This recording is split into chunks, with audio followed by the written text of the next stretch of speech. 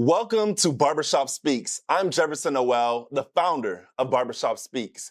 As you can tell, we are here in a new shop. The beautiful barbershop we're in is Just Right Barbershop, a staple of the Overtown community for 74 years. We're grateful for the owner, Pastor Willie, for allowing us to use this sacred space. Now, I don't know if you know, but the election season is over. Now what? That's what we're discussing today. Now that you no longer see the ads and receiving the text messages, what should you do next? I'm so excited to jump in. Let's chop it up. I'm excited to be joined by Derrick Jones Jr. He is an advocate for the youth. Derrick, how you doing today? I'm doing good, Jeff. Thank you for having me. Hey, I appreciate you coming, man. No problem, man. No problem. Always a pleasure to be here with you. Absolutely. So listen, the election season is over. And there's some people who's happy their candidate won. Some people are sad their candidate lost. But what is the duty of the voter, the citizen, after the elections? Wow. I definitely think that the responsibility of the voter extends far beyond just, going to the booth to place your vote. And I do think we had a great voter turnout in all the states. Looking at the breakdown from the different states, almost every demographic showed out numbers to come in. No matter who they went and voted for, they showed out. But now more than ever, it's more important to one, educate yourself, not only just as a voter, but as a concerned citizen of the shift in the power dynamic, of the upcoming policies now. Secondly, it is now the time for voters and individuals to, start a coalition and join forces in what they want to get passed and holding their elected officials who are now in office accountable to do the things that they said they are going to do. Yeah, and I think that's good because there was a lot of voter turnout this past election. Regardless of who they voted for, civic engagement is deeply important. And you mentioned one of the things that people can do is educating themselves. And I do think that's important as well. And, it gets me thinking, when someone who is not in politics or someone whose job does not surround the big systemic changes that need to take place in society, but they are aware of changes that need to take place. How can someone sort of balance the need to be active and civically engaged with their everyday personal responsibilities in life? Well, I think it's up to the community that you live in as well, and also social media plays a very important role in our lives today. It takes literally nothing from you to go ahead and scroll on your phone and say, man, I seen something today that talked about, for lack of better words, Project 2025. It takes a quick Google search to look up what Project 2025 is. I know different churches are trying to get constituents aware of the different policy changes that are taking place. So there's a lot of efforts that are being made to educate young people, older people on every front about the new policy changes that are taking into effect. Yeah, and you are in a interesting demographic. You're a young gentleman. People can't tell because of your amazing beard, but you just turned 25. Yes, sir. And so I'm curious to know, how are people in your age group responding to what's been happening in this election season? Like, are people saying, okay, we're going to double down and be more focused on politics and what's happening in DC or in Tallahassee or in City Hall? Or are people saying, now that everything is over, I could just go back to my regular life?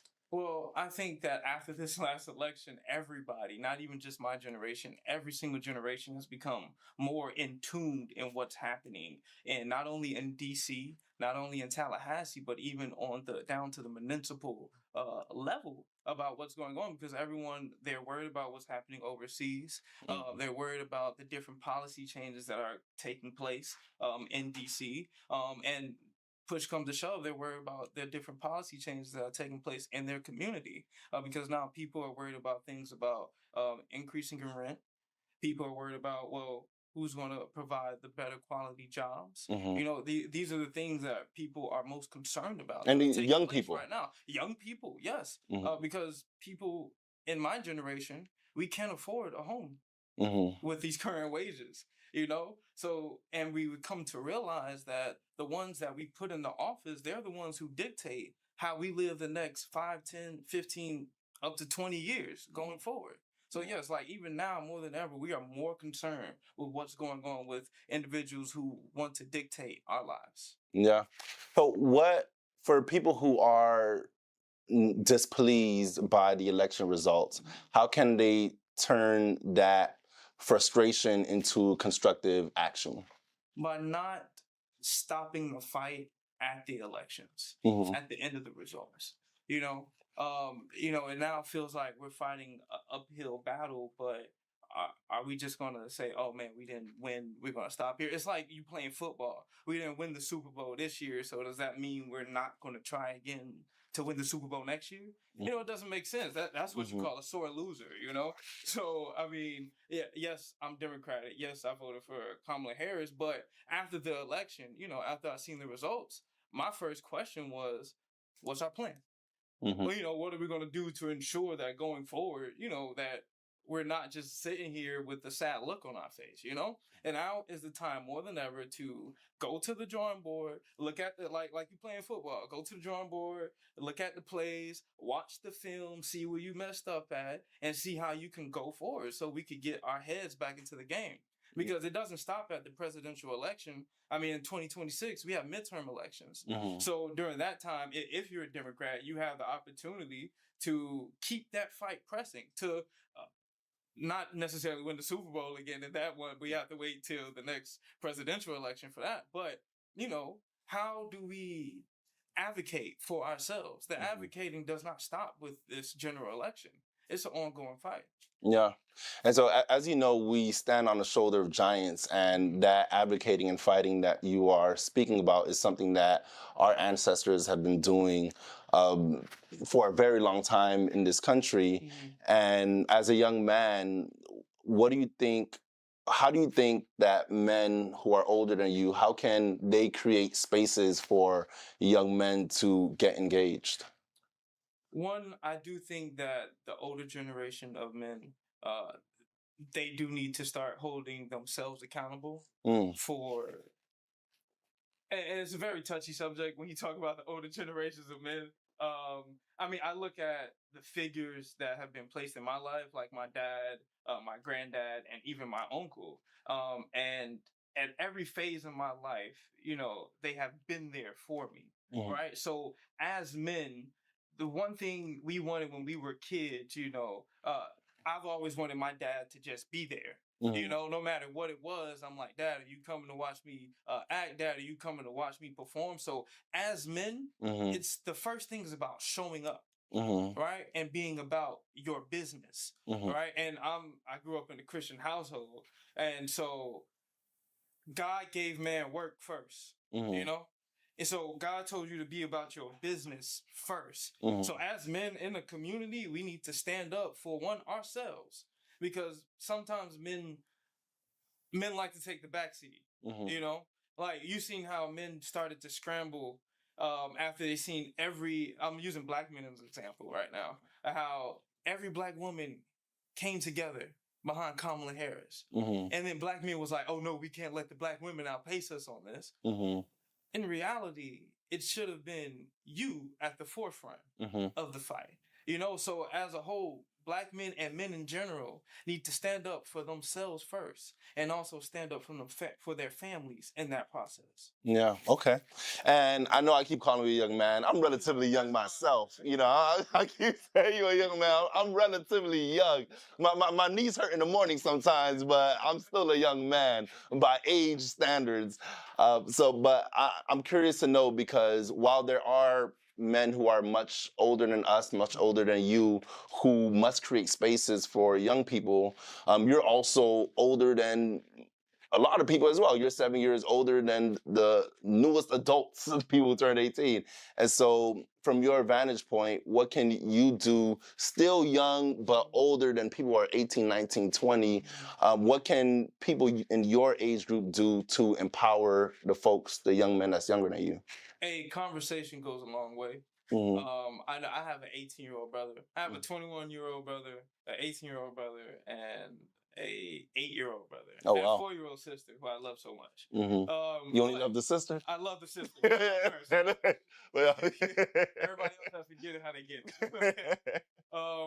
One thing I noticed is, interacting with those literally 3 different generations is that they all want one thing, and that's just to be heard. And that's just to have a simple conversation with them. And no matter if I disagree with their point of view, it's what do you think about this? Not to nitpick at everything that they say, but just to delve into the mind of the youth, and that's something that we don't get a lot of. Is someone taking the time out to speak with us and want to know what we know, Yeah. Thank you very much, Derrick Jones Jr. I appreciate you. Thank you for having me, man. Absolutely. So don't go anywhere. When we come back, we have another special guest who will continue the conversation, but this time through the lens of fatherhood. My name is Jefferson Noel, and I am a professional speaker. And when I'm on stage, my goal is to empower, educate, and ignite a fire in the hearts of my audience. So if you need a speaker for your next event, go on jeffnoelspeaks.com and fill out the form. If you need a keynote speaker, a moderator, a host, an MC, I'm your guy. I look forward to seeing you on stage.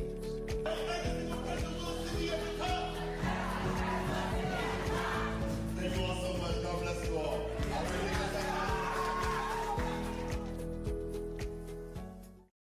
I grew up down here in South Florida, so for me, it's a little bit more personal. For the Mesman & Dover Law Firm, it's about community. For us, South Florida's our home. You all are our people. Our family, our future. The difference we'll make for you, your loved ones, your kids, matters. Because to us, it's personal. If you need us, call us 24/7 at 866-954-MORE. That's 866-954-6673. The Mesman & Dover Law Firm, youraccidentattorneys.com.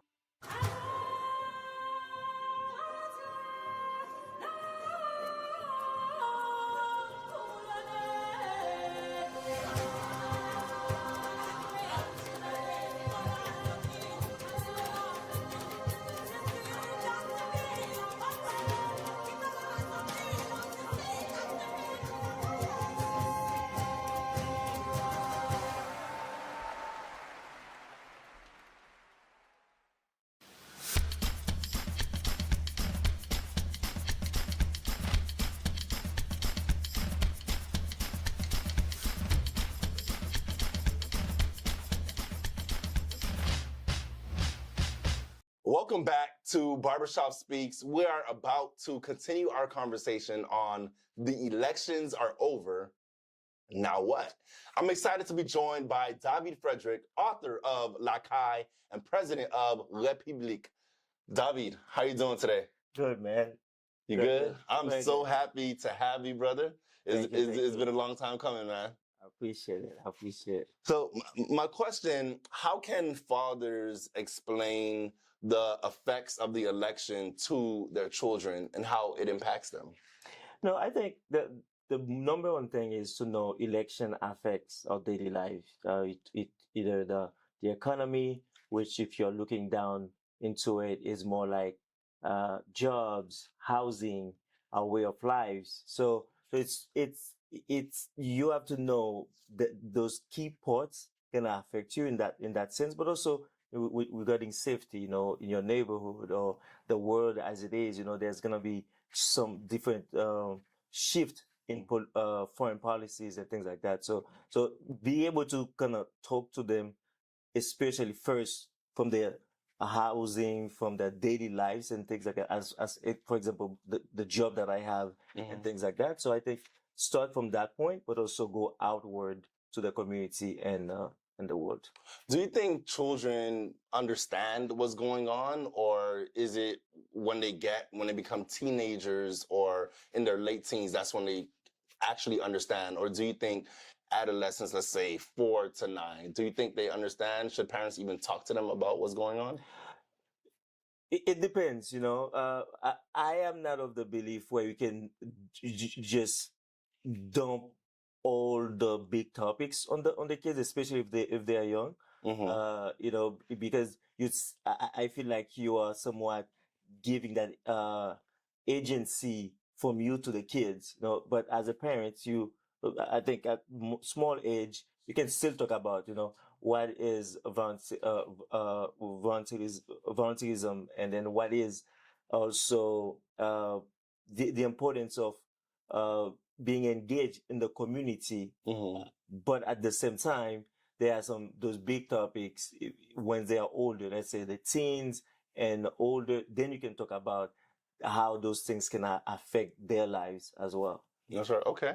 And there's a lot of kids. They have social media. They have phones. They saw all that was going on with this election season. Like, you couldn't miss it, whether they're watching TV and there were commercials or it's on social media or whatever the case is. And I'm sure the kids, at the minimum, saw that their parents maybe had a preferred outcome. And so there's a lot of households that are delighted about the election results, and there are households that are disappointed by the results. And, you know, there's a quote that I love that says, more is caught than is taught. And so kids, they mimic the behavior of their parents. So how can parents, whether they are happy or sad, how can they model the right behavior in winning and defeat to their children? Yeah, first of all, you're right in that sense where they mimic things, because you know, I have my youngest son, like about 5 right now. He knows the name of the vice president, Kamala, and then also knows the name of Trump as well. So in conversation or in watching news, he kept hearing those names. So in a sense, there's some kind of awareness to it. But also in talking about, you know, the aftermath of an election, either if your team win or if your team lost, I think you have to talk to them about respecting different opinions. You know, there's that you know, that quote I like to say, you know, in victory be magnanimous. You know, how do you, let's say your team win, this is not the time to somewhat, like, you know, throw it at people's face.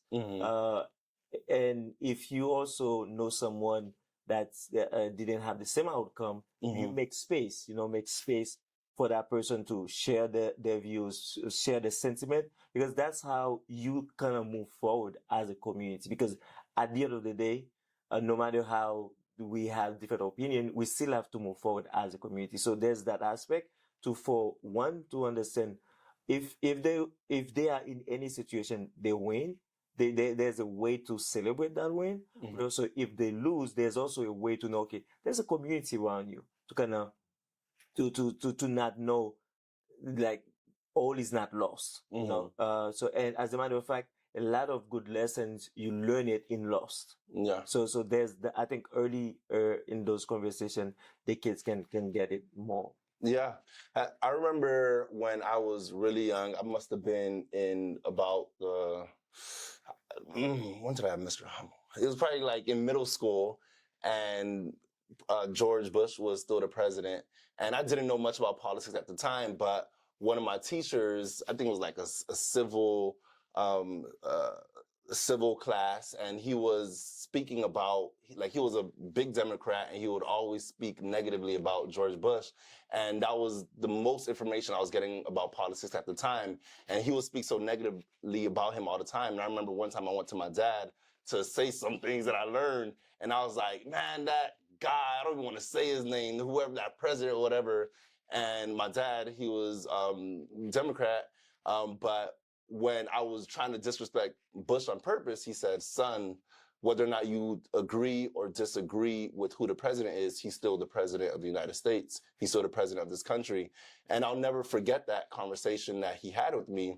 And so I'm thinking, how can in a world where there's so much division, so much divisiveness, so much slandering, so much mud throwing, how can we inspire our children to speak to the better angels of our nature?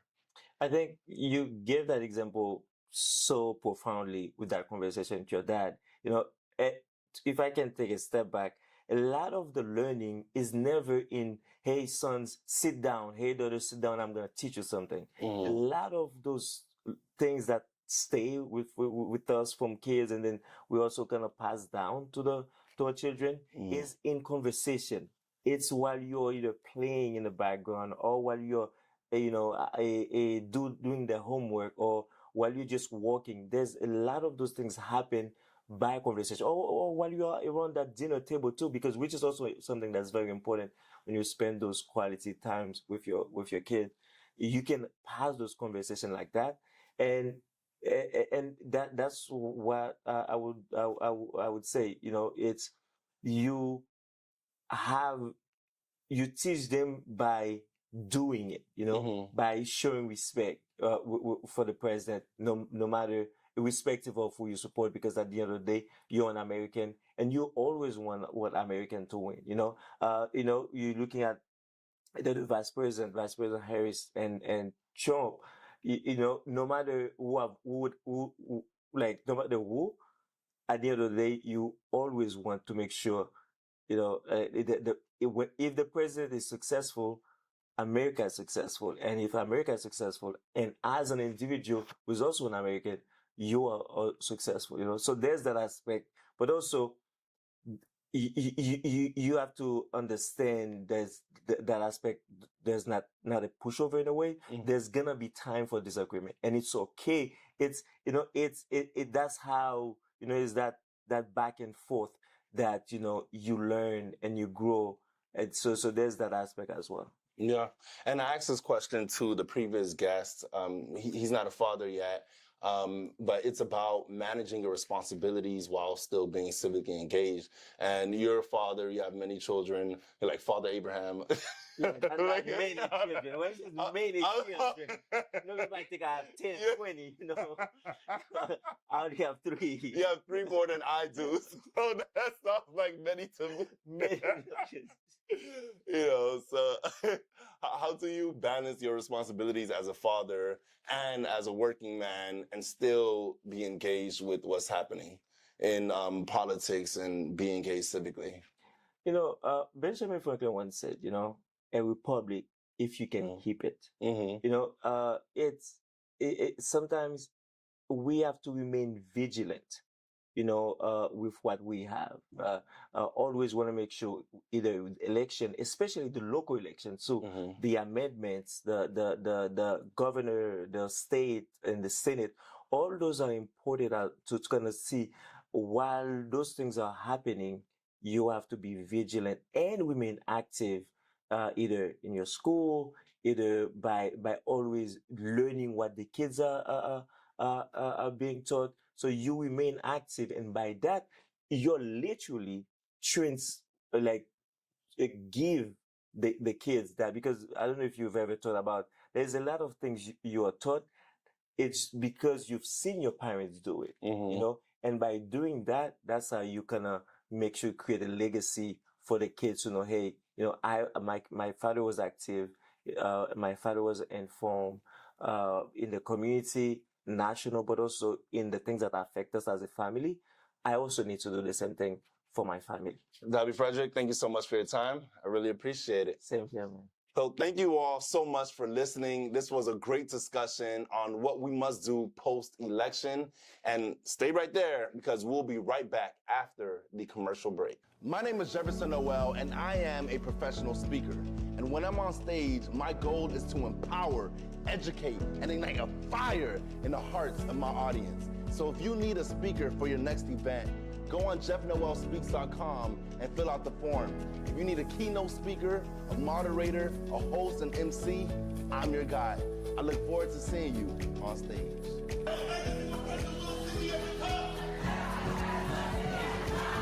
Thank you all so much. God bless you all.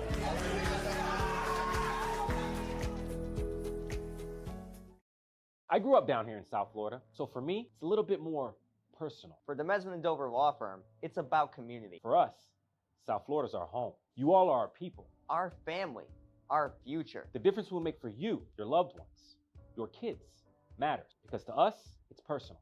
If you need us, call us 24/7 at 866-954-MORE. That's 866-954-6673. Demesman and Dover Law Firm, youraccidentattorneys.com.